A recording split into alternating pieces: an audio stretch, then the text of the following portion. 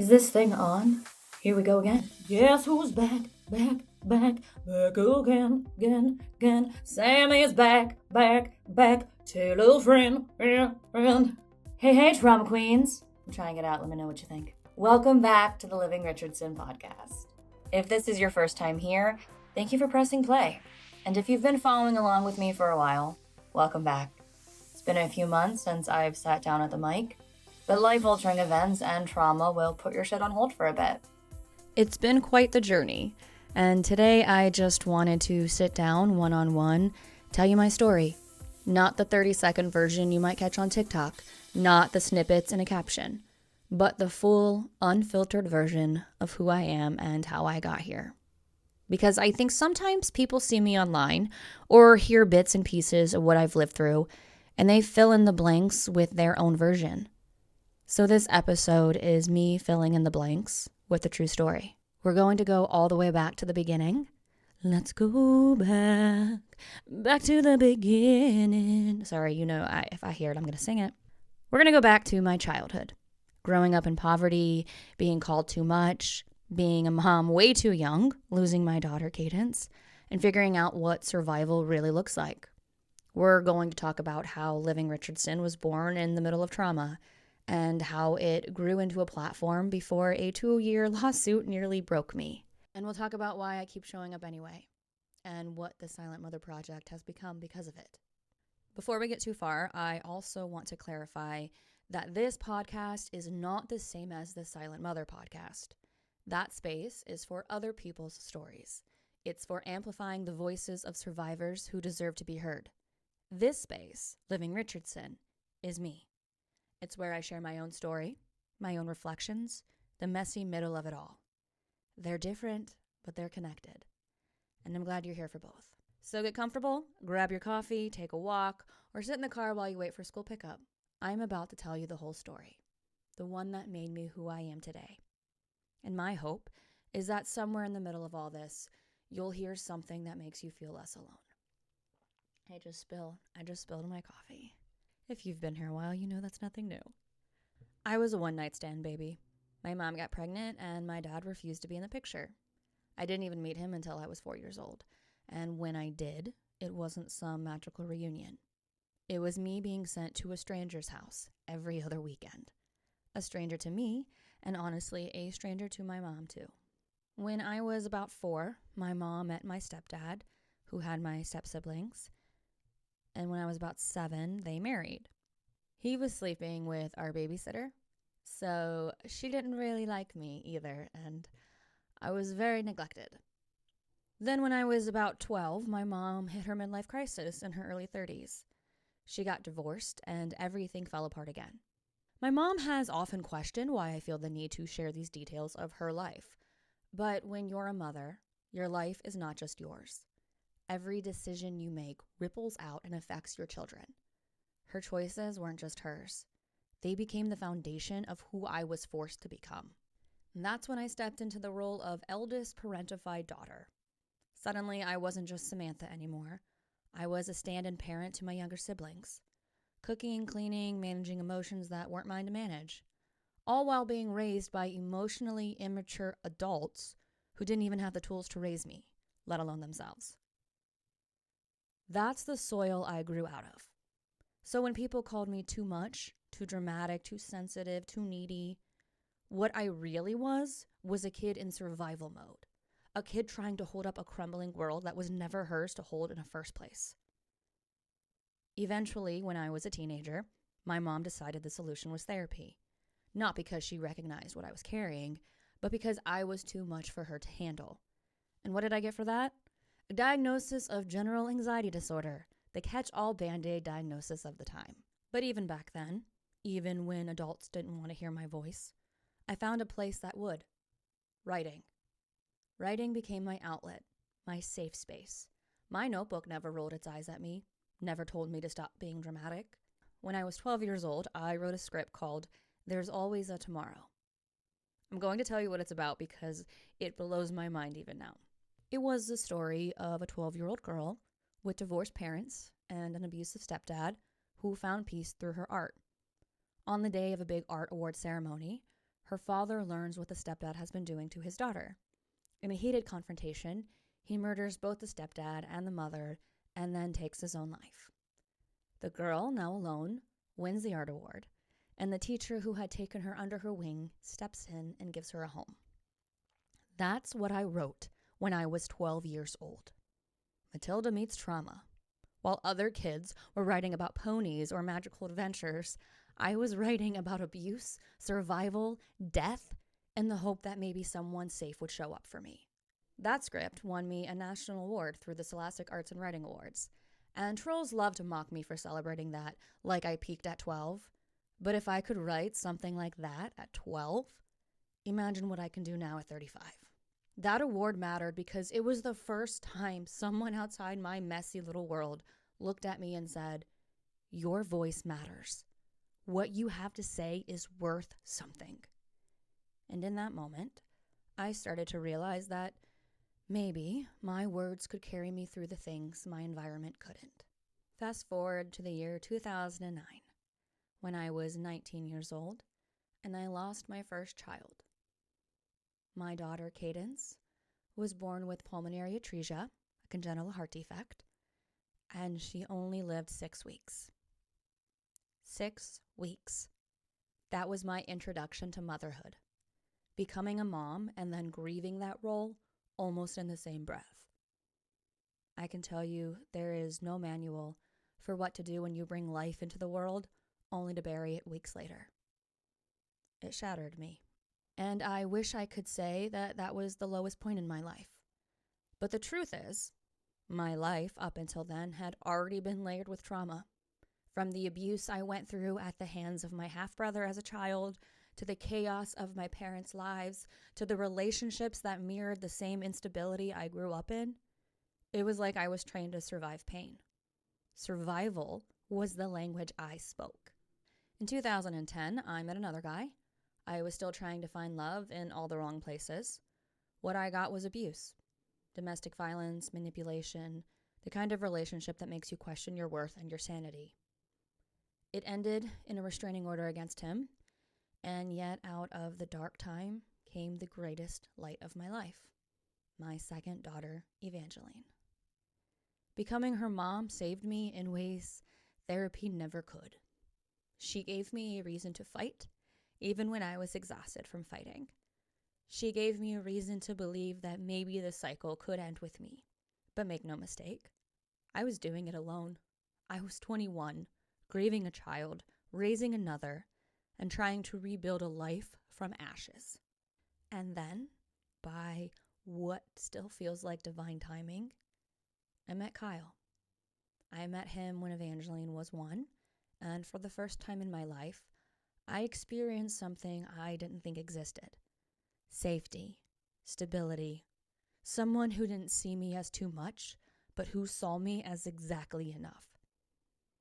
I had spent my whole life being told I was a burden, too loud, too emotional, too dramatic. And here was this man saying, "You're not too much, you're just right." He stood by me when my past kept crawling at me. He was the first person who didn't run from my truth, but instead leaned in closer. The thing about surviving early adulthood is that it was never just about me surviving for myself. I had Evangeline watching me. I had a little girl who needed to see what it was possible to walk through hell and still find your way to love, safety, and a future. Losing my first child, surviving abuse, becoming a young mom, all of it shaped the foundation of who I am today. It's the reason I fight as hard as I do, the reason I tell my story, even when it makes other people uncomfortable. Because the truth is, my survival isn't just mine. It's a roadmap for anyone else who feels like they've been handed too much to carry and wonders if they'll ever come out of it the other side. In 2014, after giving birth to our only son, Graham, I became a stay-at-home mom. At the time, I was working as a medical biller, and the paycheck I brought home was basically the same amount we'd be paying to put 2 kids in daycare. So I had a choice. I could work full-time just to hand my paycheck over to childcare, or I could stay home and actually be with my babies. I thought being a stay-at-home mom was going to be this dreamy, Pinterest-perfect life. But the reality is it's incredibly isolating. you lose a sense of yourself. You disappear in a lot of ways. And I was already carrying so much unprocessed trauma and anxiety that I didn't even have a language for yet. So that's when I started a blog. I named it Living Richardson. It wasn't polished, it wasn't curated, just a little corner of the internet where I could share what I knew best: motherhood, mental disorders, and how I was surviving with humor through the trauma.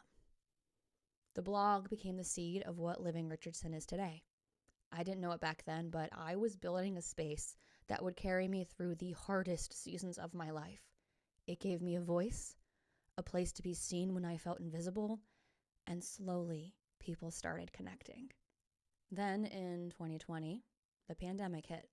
Suddenly, the whole world understood what isolation felt like. Everyone was online, and this little app called TikTok started blowing up. As a theater kid at heart, I saw TikTok and thought, there's my stage. Only this time, I wasn't playing a character. It was just me. So I started making videos about the same things I had always been writing about: motherhood, mental health, trauma, but always with humor woven in. Because humor has been my survival tool since childhood. I don't sugarcoat, and I don't play the perfect mom. I show the messy, raw, sometimes dark parts, because that's real life. And people connected. My platform grew quickly. Before I knew it, 160,000 people were following along. And it wasn't just likes and views.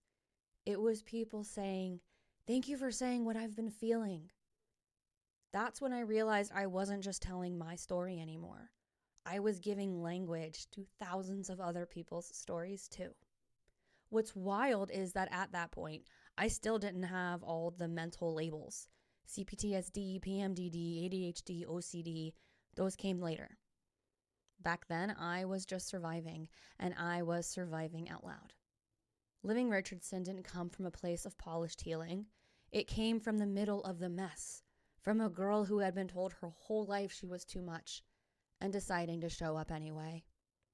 Looking back now, that's when I stopped asking for permission to tell my story. And it turns out that's exactly what people needed: unfiltered honesty from one mom just trying to figure it all out. In 2021, following the birth of our youngest in 2018, we bought what I thought was our dream home for our expanding family. I never grew up in a nice house or in a development. I never had that sense of community, the kind where kids ride their bikes down the street and neighbors wave from their driveways. Actually, I was literally shot in the leg with a BB gun while I sold candy bars in my neighborhood at 10 years old. So that was my main requirement, what I refer to as a trick-or-treating neighborhood. And when we moved in, it felt like we found it. Our neighbors had kids the same ages as ours. The wife was a teacher who had her summers off. That first summer, we spent almost every day together. The kids played, we had cookouts, we even had a few smoke sessions together.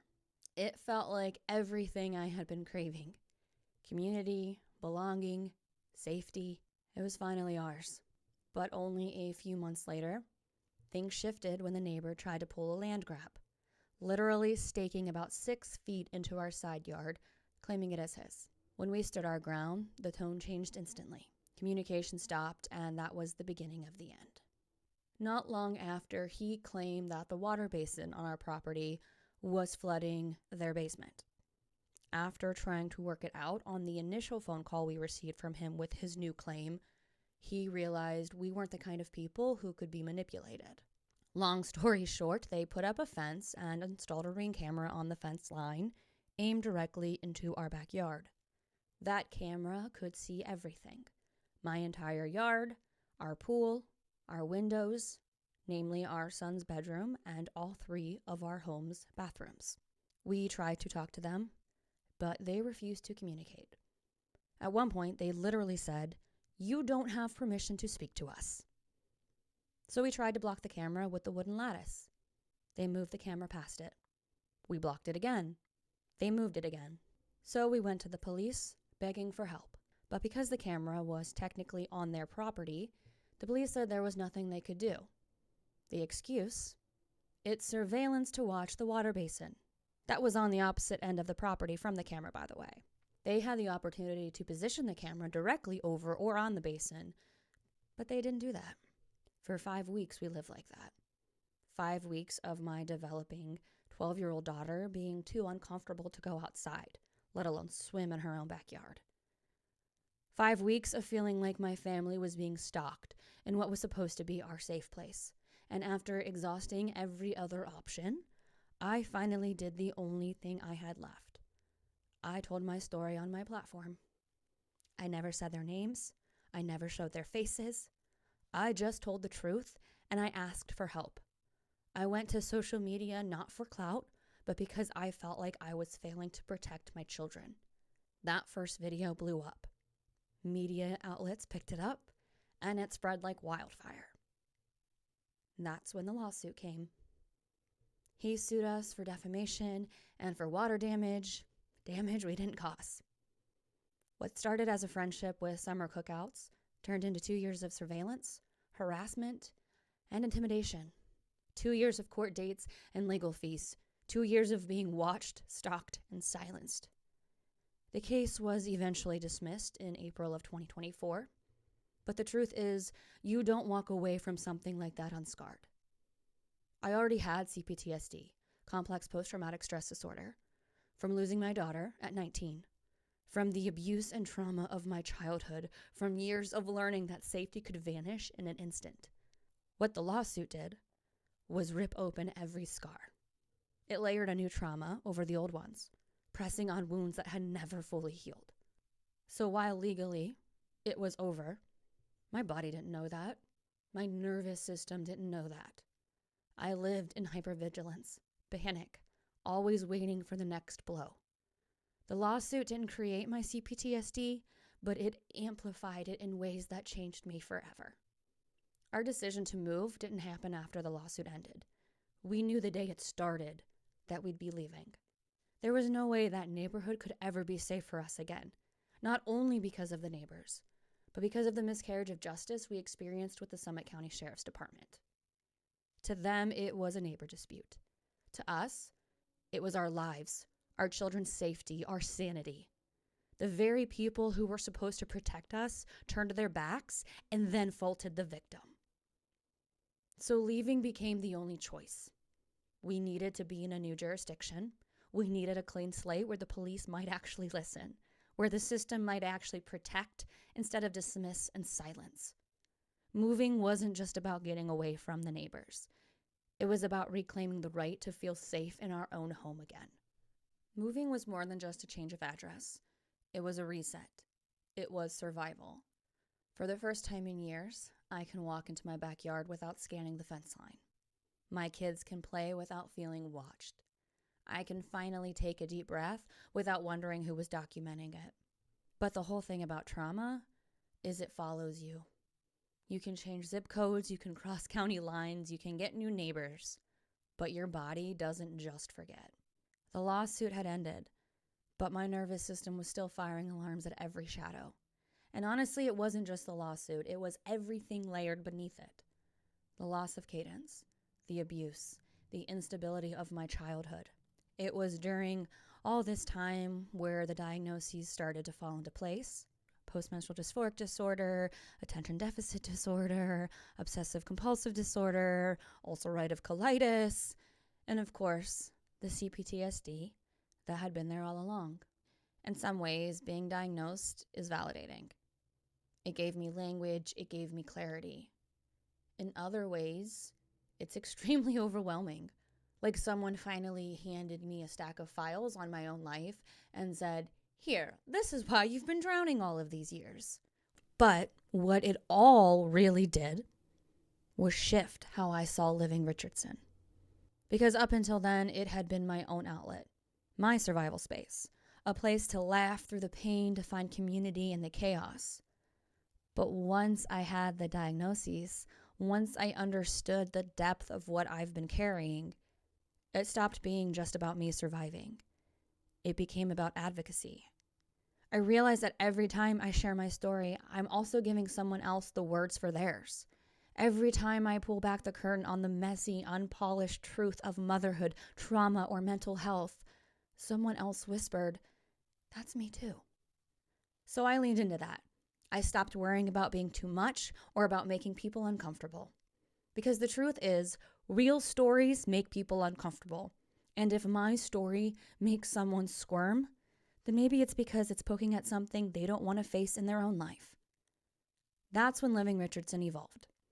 It wasn't just a blog anymore. It wasn't just funny TikToks about surviving motherhood. It became a platform, a space where honesty was non-negotiable and survival wasn't shameful. And the more I leaned into that, the more I saw the power of storytelling as advocacy. Not just for me, but for everyone who has ever felt silenced. It's why I speak up now, even when it costs me. It's why I refuse to shut down, even when trolls mock me or neighbors sue me. Because silence has never protected me, and it's never going to heal anyone else either. That's why I created The Silent Mother, which actually started as a podcast. When I launched it, my goal was simple: to give other mothers and parents a place to tell their stories. Because I knew what silence felt like. I knew what it was to carry grief and trauma and feel like there was nowhere to put it. So I thought, what if I created a space where people could share, where their voices could finally be heard? And in just a few months of recording those conversations, I realized something else. It wasn't enough. It wasn't enough to just tell the stories. We needed to do something with them. We needed to build community, to create a space where the healing could continue after the mic turned off. That's when I registered the Silent Mother Project as a nonprofit. That was me saying, this isn't just a podcast, this is a movement. Because I couldn't ignore what I was hearing. I couldn't ignore the need for a space that didn't exist anywhere else. Right now, we're still small. We've had gatherings, we've hosted events, we've started to build something real. And every single time we meet, I'm reminded that this work matters. That silence breaks when we sit in a room together, when someone finally says out loud, "This is my story." But my vision for the Silent Mother Project is bigger. My first goal is getting us our own building, our own space, a home where we can hold meetings, classes, and events, a place where people don't just share their stories once, but keep coming back to find support, connection, and healing. We've got our first fundraiser coming up, our Raise Your Voice karaoke night. For me, it is not just an event. It's the first step toward planting roots, toward building the physical home that this project deserves. I know we're not there yet. I know this is still the beginning. But the Silent Mother Project was never meant to stay small. It was meant to grow into something that mothers, survivors, and families could count on. A place where silence no longer has the final word. So that's me, Sam Richardson. That's how I got here, through loss, survival, motherhood, trauma, rebuilding, and refusing to stay silent. From Living Richardson to the Silent Mother Project. My story has been about taking what tried to break me and turning it into something that can help others. Where I am now is a place I once couldn't even picture.